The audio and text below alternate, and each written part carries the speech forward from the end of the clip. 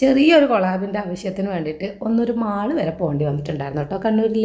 അപ്പോൾ അതൊക്കെ കഴിഞ്ഞ് ഷൂട്ടിങ്ങൊക്കെ കഴിഞ്ഞ് റിലാക്സ് ആയിട്ടിരിക്കും എന്തെങ്കിലും കഴിക്കാമെന്ന് വിചാരിച്ചു. ഞാനും ഏട്ടനും പെങ്ങളും കൂടിയിട്ടാണ് കേട്ടോ പോയത്.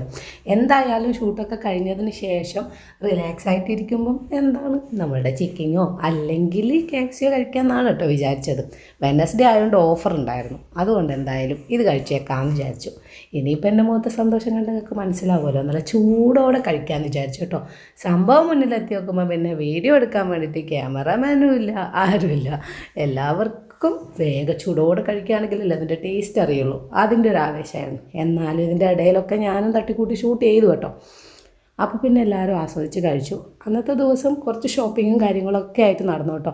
എന്നാൽ ഞാൻ മുഴുവനായിട്ടൊന്നും ഷൂട്ട് ചെയ്തിട്ടുമില്ല, അതിനുള്ളൊരു സാവകാശം ഉണ്ടായിട്ടില്ല എന്നുള്ളതാണ് സത്യം. എന്തൊരു ചൂടായിരുന്നു. അതിനിടയിൽ ഇതൊക്കെ കഴിച്ച് കഴിഞ്ഞപ്പോൾ ഫുൾ ടൈറ്റുമായി, പിന്നെ ഒന്നും പറയാനില്ലല്ലോ.